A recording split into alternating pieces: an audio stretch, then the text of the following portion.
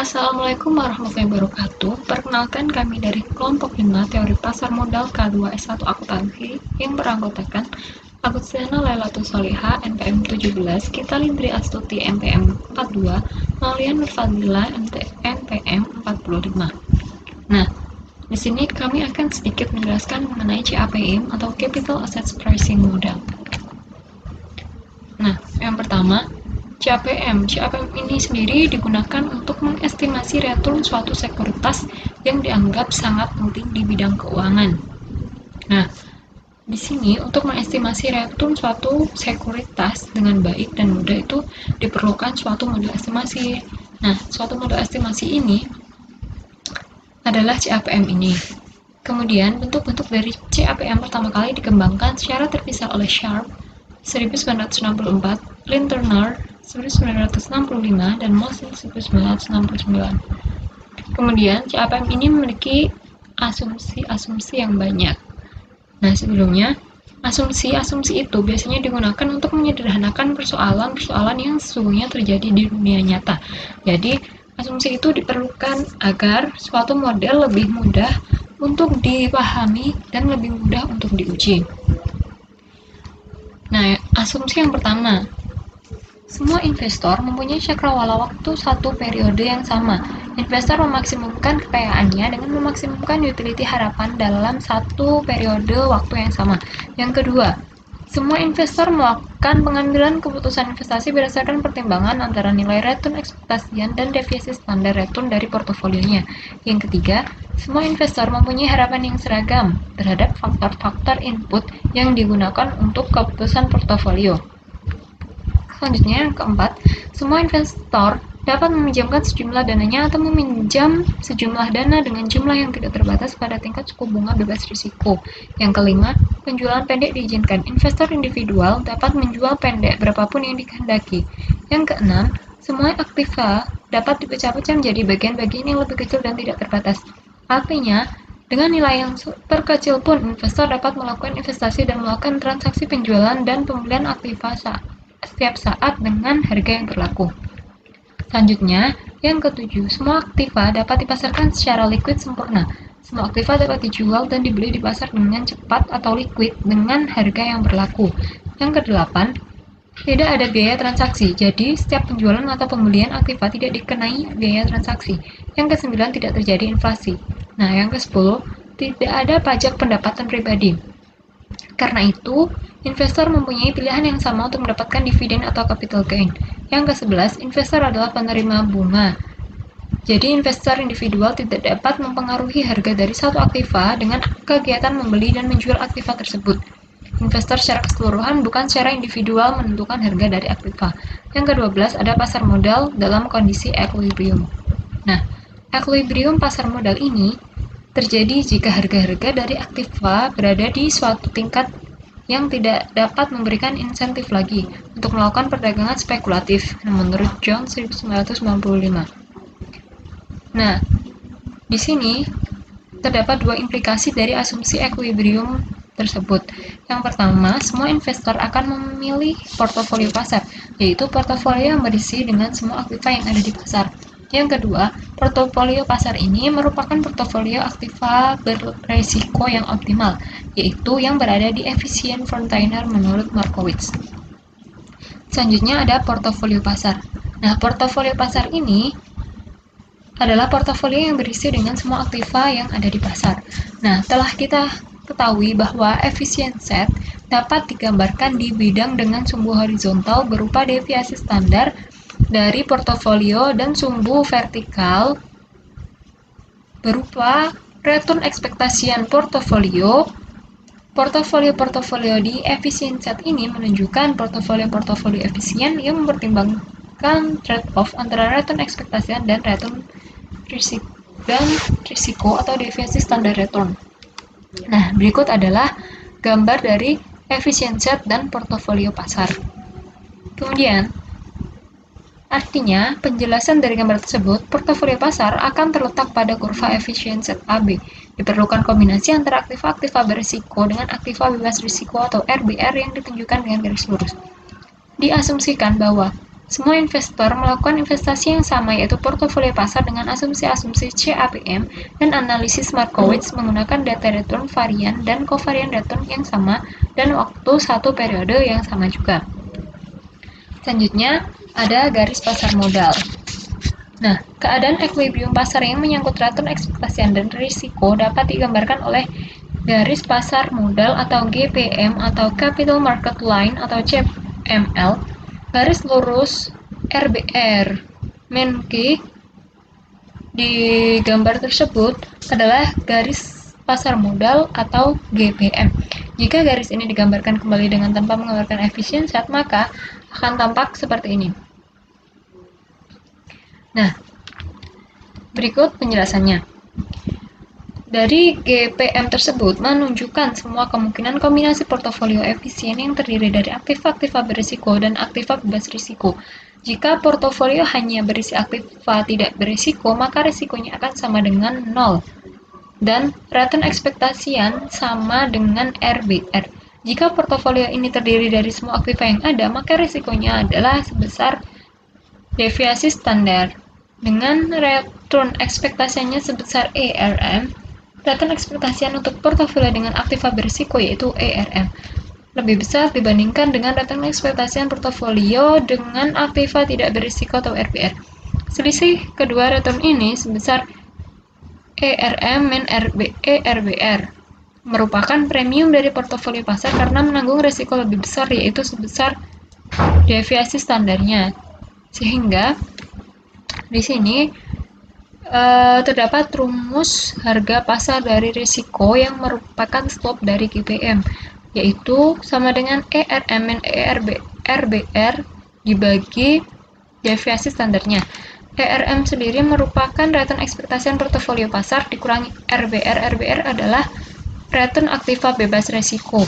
Nah, contoh soalnya yang pertama, return ekspektasian portofolio pasar ERM adalah 20%, dengan deviasi standarnya sebesar 5%, return aktiva bebas risikonya sebesar 12%. Berapakah besarnya slope dari GPM?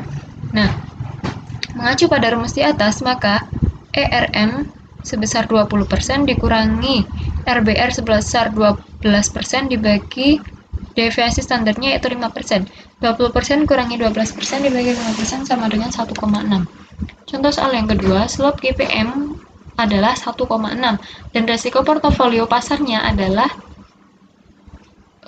sebesar 5%. Maka, tambahan return ekspektasian portofolio tersebut adalah sebesar.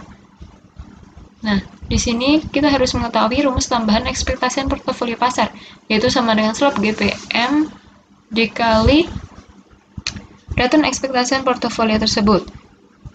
Nah, telah kita cari dari soal yang pertama tadi, hasil dari slope GPM adalah 1,6 dikali 5% sama dengan 8%. Kemudian selanjutnya yaitu ada contoh soal slope dari GPM yang merupakan harga dari risiko adalah sebesar 1,6. Return aktiva bebas risiko adalah sebesar 12%. Portofolio efisien lainnya mempunyai risiko atau deviasi standar sebesar 10%. Besarnya return ekspektasian untuk portofolio ini adalah dengan rumus ERP sama dengan RBR plus 1,6 P sama dengan 12% plus 1,6 dikali 10% sama dengan 28%.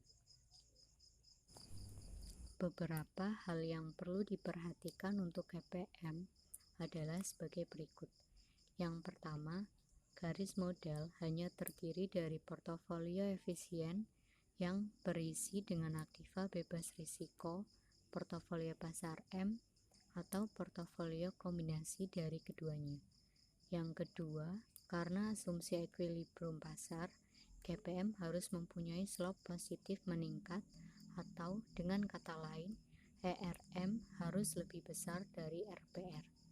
Hal ini masuk akal karena resiko terkecil adalah 0 atau bebas resiko dan tidak ada resiko yang negatif.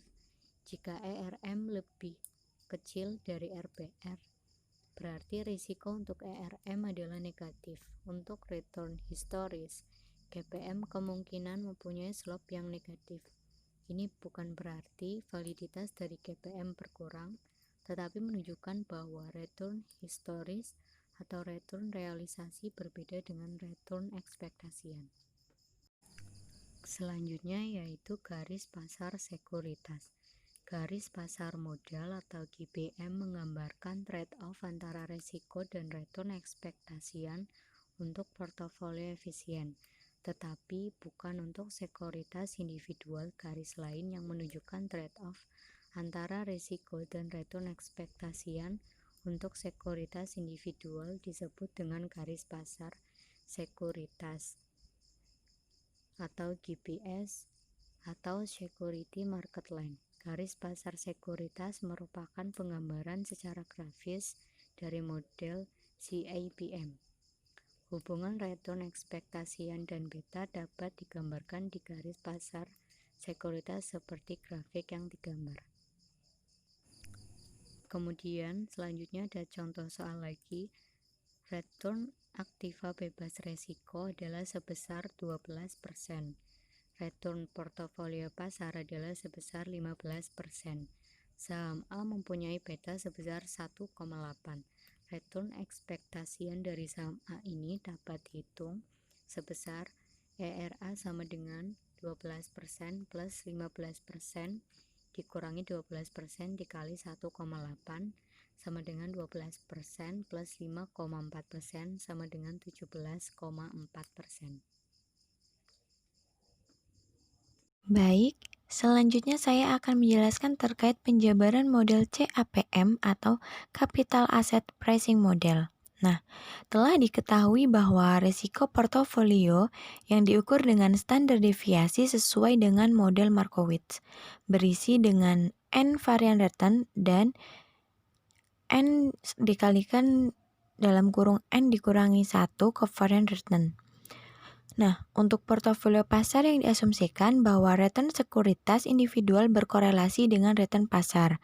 Resiko portofolio pasar ini dapat disederhanakan dengan sigma M sama dengan dalam kurung sigma N I sama dengan 1 WI dikalikan sigma I, M atau kovarian dari sekuritas I, pasar ini sama dengan WI dikalikan dengan sigma 1, M atau kovarian sekuritas 1 dan pasar ditambah dengan W2 dikalikan dengan sigma 2, M atau kovarian sekuritas 2 dan pasar lalu ditambahkan hingga proporsi N ditambah dengan WN dikalikan sigma N,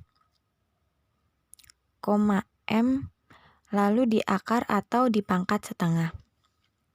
Nah, di sini sigma M sama dengan kontribusi sekuritas ke-1 untuk resiko portofolio ditambah kontribusi sekuritas kedua untuk resiko portofolio lalu ditambah hingga kontribusi sekuritas kedua untuk risiko portofolio N ditambah kontribusi sekuritas ke N untuk risiko portofolio lalu diakar atau dipangkatkan setengah. Nah, dengan asumsi bahwa proporsi masing-masing sekuritas di dalam portofolio pasar adalah sama, yaitu W1 sama dengan W2 sama dengan WN, maka dapat dikatakan bahwa kontribusi masing-masing sekuritas terhadap resiko portofolio pasar adalah tergantung dari besarnya kovarian return sekuritas dengan portofolio pasar. Dengan demikian, untuk sekuritas ke I, kontribusi resiko sekuritas ini terhadap resiko portofolio pasar adalah sebesar kontribusi risiko sekuritas ke I terhadap risiko portofolio pasar, yaitu sigma I, M atau kovarian antara sekuritas I dan pasar dibagi dengan sigma M. Nah, selanjutnya itu ada cara lain penjabaran CAPM ini. Nah, di sini risiko portofolio pasar yang diukur dari deviasi standarnya dapat dinyatakan dengan sigma M sama dengan dalam kurung sigma N I sama dengan 1, sigma NJ sama dengan 1, WI dikalikan WJ dikalikan sigma IJ, lalu diakar atau dipangkat setengah. Nah, karena investor diasumsikan memegang portofolio pasar, maka kontribusi resiko sebuah sekuritas terhadap kontribusi total resiko portofolio dapat dianggap sebagai perubahan dari resiko portofolio akibat perubahan proporsi sekuritas tersebut. Nah, perubahan resiko portofolio pasar akibat proporsi suatu sekuritas dapat dihitung dari turunan pertama total resiko portofolio pasar terhadap proporsi sekuritas ke I sebagai berikut. Jadi ada D sigma M per D WI sama dengan D dalam kurung sigma N I sama dengan 1, sigma N J sama dengan 1, WI dikalikan WJ dikalikan dengan sigma IJ diakar atau dipangkat setengah lalu dibagi dengan DWI sama dengan setengah dalam kurung 2 sigma N J sama dengan 1, WI dikalikan dengan sigma IJ dibagi sigma N I sama dengan 1, sigma N J sama dengan 1, WI dikalikan WJ lalu dikalikan dengan sigma IJ diakar atau dipangkat setengah sama dengan sigma N C sama dengan 1, WI dikalikan dengan sigma IJ dibagi dengan sigma M sama dengan sigma I, M dibagi dengan sigma M. Nah, di sini ada pengujian empiris terhadap CAPM. Nah, model dari CAPM yaitu return I sama dengan return bebas resiko ditambah dengan beta I sama dengan sama dengan return pasar dikurangi dengan return bebas resiko. Nah, ini tuh merupakan model untuk return ekspektasian. Model ini tidak dapat diuji karena ekspektasi adalah nilai yang belum terjadi, yang belum dapat diobservasi. Nah, yang dapat diobservasi sehingga dapat diuji adalah nilai yang sudah terjadi atau nilai historis atau ex post. Oleh karena itu, supaya model CAPM ini dapat diuji, maka harus diubah menjadi model ex post, yaitu dengan rumus RIT sama dengan R bebas resiko atau return bebas resiko pada periode tertentu ditambah dengan beta I lalu dikalikan dengan return pasar pada periode tertentu dikurangi dengan return bebas resiko pada periode tertentu lalu ditambahkan dengan EIT. Nah, model ekspektasi merupakan model teoritis. Sebagai model teoritis, slope dari garis pasar sekuritas atau GPS harus bernilai positif dan hubungan ini diwakili oleh slope ini. Sebaliknya, model ex post merupakan model empiris. Secara empiris, slope dari garis pasar dapat bernilai 0 atau negatif. Nah, ini merupakan gambar dari ekspektasi CAPM dan yang B ini dari ex post CAPM. Nah, jika CAPM secara empiris akan diuji, umumnya model ini dinyatakan dalam bentuk yaitu RIT sama dengan theta 0 ditambah theta 1 dikalikan beta I ditambah EIT, yang mana notasinya yaitu R petik IT sama dengan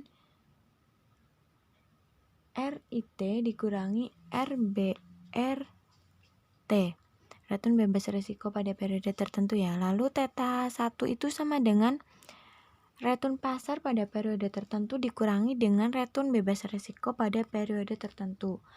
Lalu adapun prediksi dari pengujian ini yaitu yang pertama, intercept theta 0 diharapkan secara signifikan tidak berbeda dengan 0. Ingat bahwa intercept asli sebesar return bebas resiko ini dipindahkan sebagai pengurang variabel dependent. Nah, jika intercept sama dengan 0, ini berarti bahwa return bebas resiko adalah sama dengan RBR. Lalu yang kedua itu, beta harus signifikan dan merupakan satu-satunya faktor yang menerangkan return sekuritas berisiko. Nah, ini berarti bahwa jika variabel-variabel lain dimasukkan ke dalam model, seperti variabel dividen, yield, PA ratio, besarnya perusahaan atau size, dan lain sebagainya, maka variabel-variabel ini tidak signifikan di dalam menjelaskan return dari sekuritas berisiko.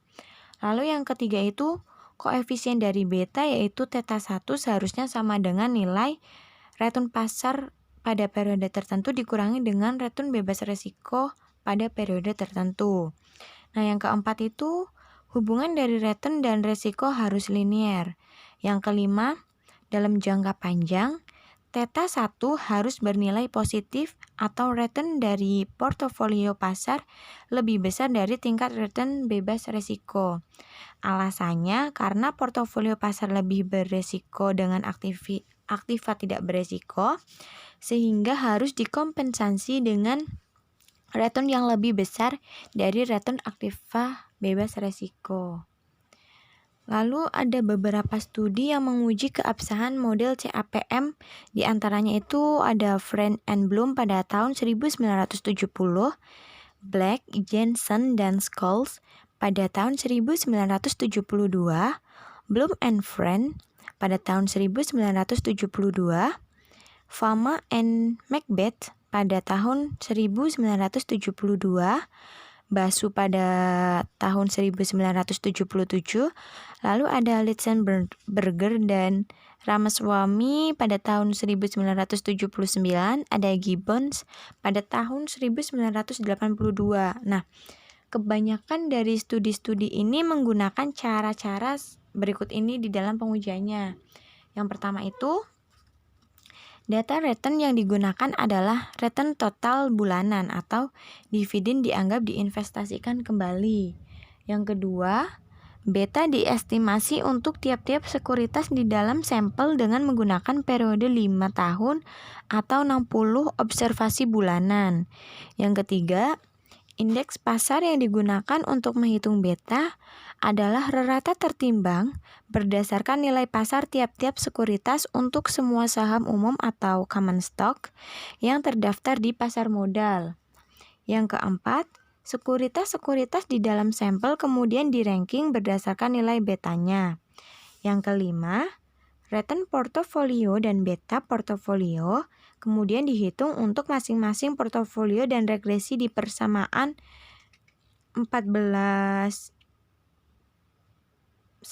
ya, kemudian dijalankan yang di persamaan return IT sama dengan theta 0 ditambah theta 1 dikali beta I ditambah IT. Nah, selanjutnya itu secara umum hasil dari pengujian model CAPM ini setuju dengan kesimpulan sebagai berikut. Yang pertama, nilai dari intercept yaitu theta 0 secara statistik dan signifikan berbeda lebih besar dari 0. Yang kedua, koefisien dari beta yaitu theta 1 bernilai lebih kecil dari perbedaan return portofolio pasar dikurangi dengan tingkat return bebas resiko, atau slope ini lebih kecil dari yang diprediksi oleh teori. Yang ketiga, walaupun theta 1 lebih kecil dari return pasar pada periode tertentu dikurangi return bebas resiko pada periode tertentu, tetapi nilai koefisien ini adalah positif atau theta 1 lebih besar dari 0. Alasannya karena untuk observasi yang melibatkan waktu yang lama, misalnya 5 tahun ini, return dari portofolio pasar yang lebih berisiko harus lebih besar dari tingkat return aktiva bebas resiko. Yang keempat, hasil yang diperoleh menunjukkan hubungan yang linear sesuai dengan model pada persamaan 14 min 11. Yang kelima, dengan memasukkan faktor-faktor lain selain beta di model CAPM, ternyata faktor-faktor lain ini juga dapat menjelaskan porsi dari return sekuritas yang tidak dapat ditangkap oleh beta.